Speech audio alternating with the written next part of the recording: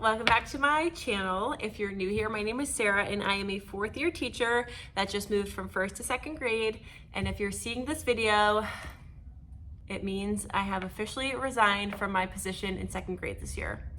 And today's video is going to talk a little bit about the why.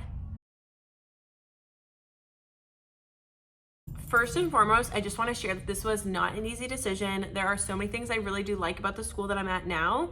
But ultimately, just with how many factors played into this decision, it just felt like the decision that gave me the most peace personally.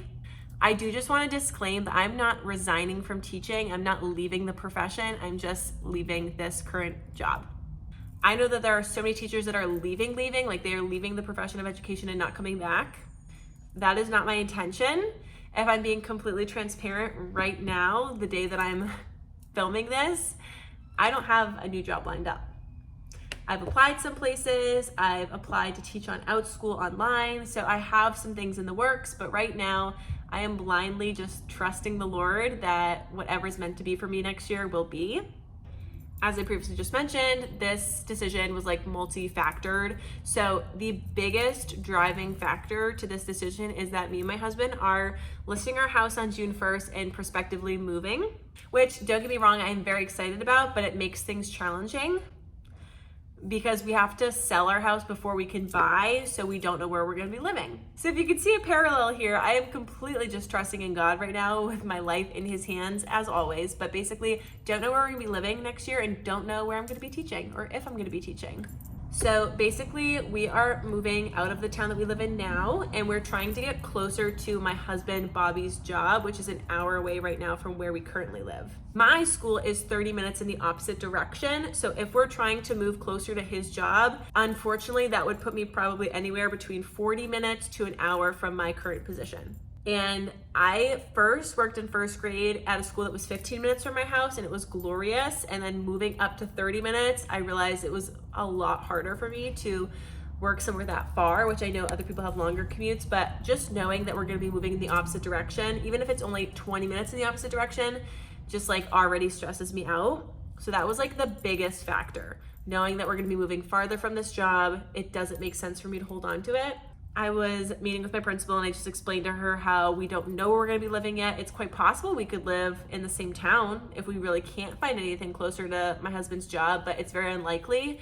And we won't know that until probably like the end of July or August. And I know that like I have the right as an employee to, keep that information to myself until a decision's been made, but it just didn't feel right. Because despite leaving, I do really love my administration. I have a very close relationship with my principal. I truly love her as a person outside of being my boss this year. And so I would never want to shorthand them, if that makes sense, right before the school year was about to start. So it felt like the right thing to do. I have not told my students yet while I'm filming this, but once it's posted, my students will know, because I don't want them to see this without hearing from me first, because a lot of my kiddos this year watch my YouTube, which if you're watching, hey 205. But a big decision on why it was so hard is because this is my first time actually being at a school where I would actually get to see my kids next year. So I always taught first grade for the first 3 years of my teaching career, and when they went off to second grade, they went to a new school. The district that I worked in before this, like it was a weird setup where like they came to our school for pre-K to 1, and then went to the next school for like 2 to 6, and then middle school. So I've never actually had the ability to say goodbye to a class and then still get to see them next year. My kids next year will be upstairs on the 3rd floor. So I'm heartbroken because I know that they've already made so many comments about, we can't wait to come and visit you next year. I'm so glad I get to see you still next year. It's absolutely heartbreaking. When I left my most recent job last year, and I told my kids that I was going to second grade, they weren't super sad about it because they weren't going to be with me anyway. They weren't going to be down the hall or upstairs or downstairs in second grade. So it's a different kind of sadness this year that I'm experiencing. And I feel really badly about it because I've built some really strong relationship with these kids, but I'm that teacher that will like share my email address and my phone number and my home address with kids if they want to be pen pals or text me off their parents' phone or FaceTime. Like I'm that teacher, so I know that it won't be just like a cut and dry cut off of communication, but it's still really sad. There are obviously other factors that go into it as well, and a lot of it couldn't be helped. Unfortunately, I bit off, I think, more than I could chew this year. And so when I left my job last year in April or May, I really needed to get out of that situation. It was not a healthy environment for me, but there wasn't a lot posted that really like caught my attention. And this was a position where I knew people that worked here and they spoke really highly of the school. So it seemed like a good fit for me just because I knew people. And that was something I didn't have at my old school, was like community. I didn't feel like I had people that were my age, that I was friends with, that I could like talk to and hang out with outside of work. And I was really excited to have that here. And that is a huge blessing of this school that I also am going to miss. I told you it's like been a really hard decision. I've been going back and forth for the last few months. And it unfortunately just tipped one way a little bit more than the other. But I have some really great friends here that I came in with before, like knowing before I started to work here. And then also some people that I'm going to be leaving and I consider great friends as well. I trusted that, if people I knew liked it, that it would automatically mean it's a good fit for me. And I've learned that that's not true. But a lot of it is just I bit off more than I could chew. I was switching districts, switching grade levels from first to second, a completely new set of curriculum in math, reading, and science and social studies. And on top of that, I was teaching a classroom of entirely English language learners. It was just a home run out of the park. Like everything that was my norm was now different. And while I'm somebody that's been trying to embrace change, I think my advice for somebody that's going to switch schools or needs to switch schools or is questioning it is, one, don't bite off more than you can chew, but two, like find like a baby step. Like maybe theoretically I should have switched schools, but not grade levels. Or maybe I should have switched schools and grade levels, but try and find somewhere that I already was familiar with the curriculum. Or maybe switch schools, grade levels, and curriculums, but maybe, advocate for teaching a class of just general ed students. It was way too much for me. And I'm not somebody that likes to admit that I'm struggling. And so I had a hard year. I had a really hard year. I'm not sure if that maybe was conveyed on social media or not. I can never tell how transparent I'm being with my posts and the things I share, but it was a hard year. I had a really great class. It wasn't them necessarily. It was just all of the factors and all of the different elements that were just really making it challenging here. So yeah, between it just maybe not feeling like the best fit for me, us moving, and then also all the change at once, it was just too much. And I can recognize when I'm not being myself, and I was very honest with the principal. I just don't feel like I can be me here. And that's also a couple elements. So one thing is that I love responsive classroom and I love SEL. This is my first year being at a school where SEL is actually a special, in the specials rotation. So I wasn't doing a ton of SEL in my classroom because there was a specialist teacher that was doing that with them once a week-ish for 45 minutes. But I feel like I personally loved teaching second step and social thinking curriculum, and the fact that I didn't have time scheduled into my block to do that with me and my kids, I felt like that was really hard for me. And I'm sure I could have advocated for that and found some time in the schedule, but it's hard when you're a new teacher and you're trying to learn the routines, the expectations, the procedures, and then on top of that, being hey, I need this. Because the kids were already getting it, but I wasn't getting it with them, and that was hard for me. Same thing with responsive classroom. I am a 30-minute morning meeting gal, and here I like to usually go until 9:15 for morning meeting because the kids get here by 8:45, the announcements go off, and then I usually let them finish up their breakfast, so we don't start till usually 8:50, 8:55. Because some kids come late, we have to bring down the attendance, we have to bring down the home lunches, it's a whole ordeal. And so I usually was going till 9:15, and I was told in my first observation that I had lost 15 minutes of time on learning because I didn't start math till 9:15. And right there, that just kind of put a bad taste in my mouth because I understand time on learning is essential and important and completely a valid point. But it almost made me feel like I couldn't be myself here because a longer morning meeting, especially it was within the first few months of school, I thought was very developmentally appropriate and following responsive classroom, which I was trained on this summer and feel very passionately about. So it was hard for me to feel like I could be myself in responsive classroom and in SEL when I didn't feel like I had the normal setup of what I usually would do in my last 2 years of teaching. Another thing that was hard for me was adapting to whole group teaching.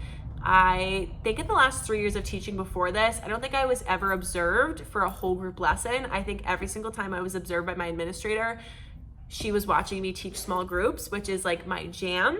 But I also understand that part of second grade is whole group teaching. iReady Math is very whole group based, and Wonders seem to be structured like very whole group based. And that was hard for me to adapt to because I just don't feel like I'm a whole group teacher. I feel like small groups is where I'm most comfortable. It's what I have the most experience and practice with. And so the fact that I had to do a lot of my teaching this year whole group, and the fact that most of my observations were whole group, was extremely challenging for me. My first 2 observations that I had, I was teaching small group, and so I felt like I did better on those evaluations and those observations personally.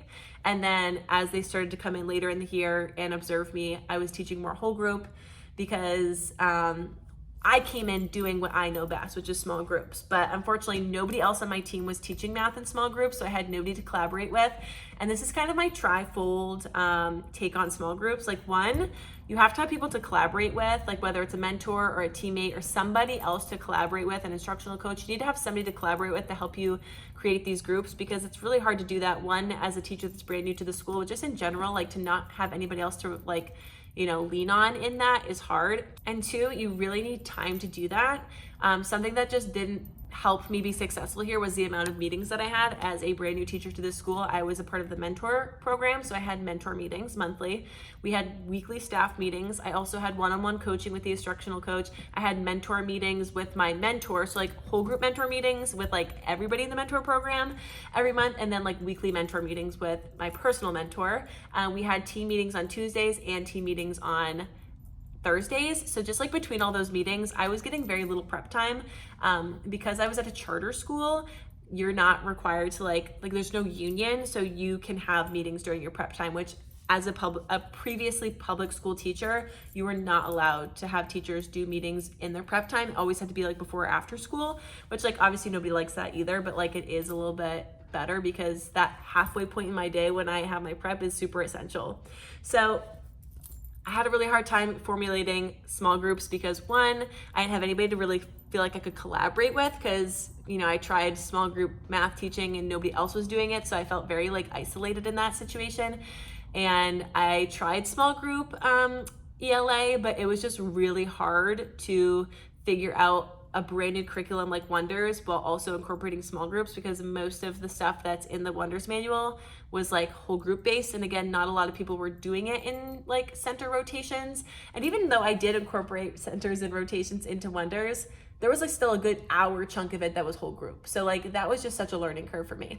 I didn't feel like I had the adequate time to plan it and actually create intentional, differentiated, well-structured small groups, because I told the principal, I said, whole group is really easy to plan for because it takes very little time to prep and it takes very little like intentional, like differentiated planning, whereas like small groups, those take a lot of time. I used to spend in my first grade classroom, I used to spend one whole prep period a week dedicated to planning out my ELA small groups for the next week. I just could not fit that into my schedule this year, so therefore I didn't really get to give it my all. And the third thing I would say is that I didn't feel encouraged at the beginning of this year to incorporate small group. The first observation that I got in math, I felt like the feedback was kind of, oh, like you're teaching this twice to 2 different groups, one high, one low.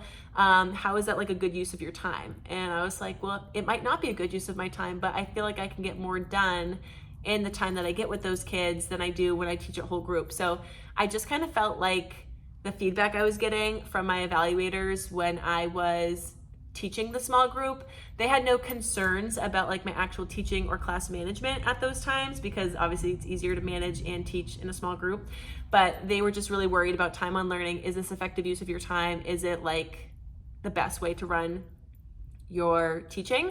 And so I kind of felt like almost hindered by that, like, oh, maybe I shouldn't be doing this. And then obviously when you tie it into the first thing, which is nobody else was doing it, I felt super alone about that. So I just don't know if the way that teachers teach here is the way that I love to teach, and it's hard to be like an outsider in that. So that was another reason why I felt like maybe this isn't the best fit school for me. I would say the last factor to my decision to leave this specific school, not education as a whole, but this specific school, is that I'm not sure that I am built to be a second grade teacher.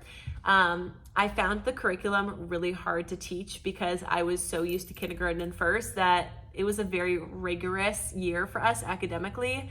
And I just kind of felt like I didn't do enough academically for these kids because I was so used to first grade that I was like, okay, awesome. I know what these kids need to learn in second grade. I know the base, the foundation that they already have. But when my students came in, a lot of them were still testing at the kindergarten level. So trying to find a way to meet them and accommodate for where they were when they came in, but also give them the skills necessary to get ready for third grade was really challenging for me. And obviously the higher you get in grade level, the more gaps there are. So when I taught first grade for 3 years, there were a lot fewer gaps because all these kids had done was kindergarten.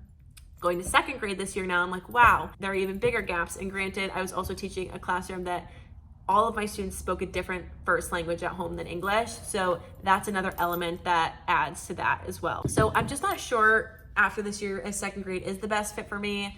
Maybe it would be at a different school. Maybe I should try and go back to kindergarten or first grade.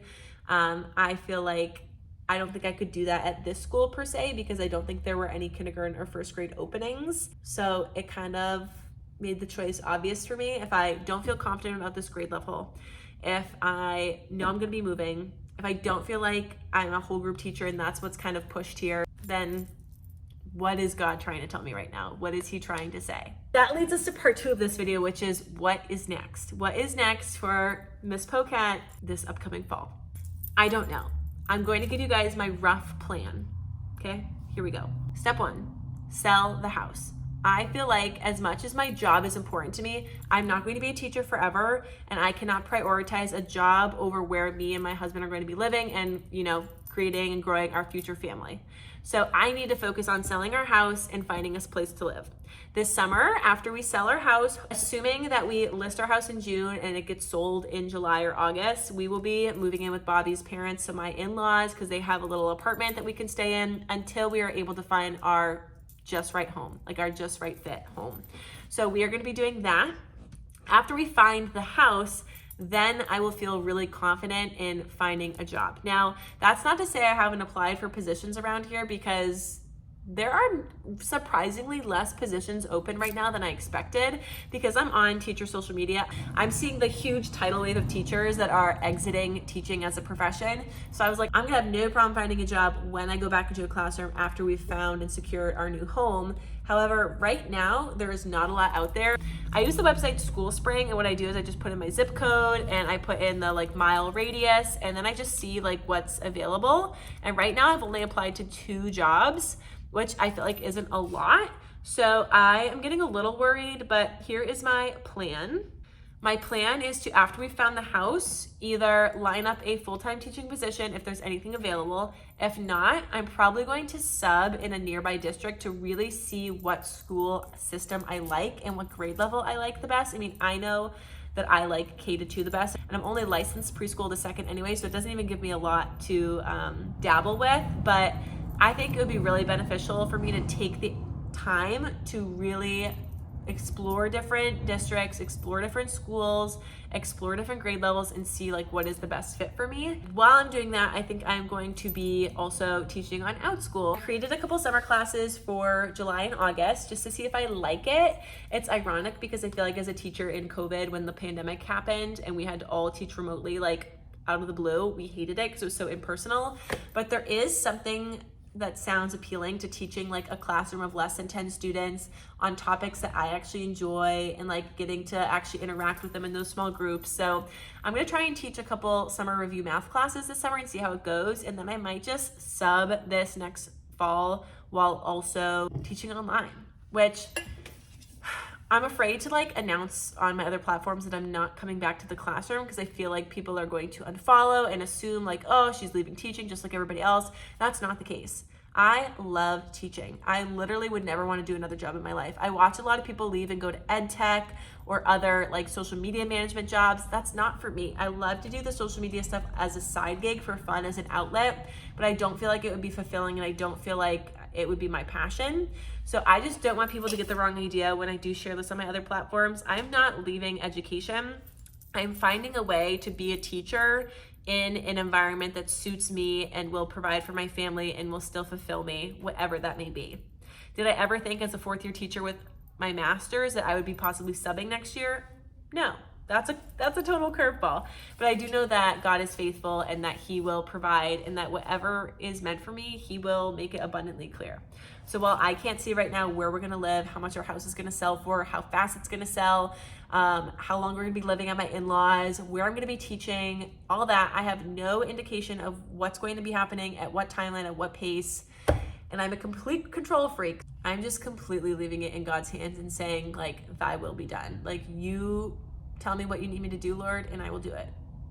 So that is the update. Just to recap, I'm not leaving education. I'm just leaving the current position that I'm at because I don't feel like it's the best fit for me.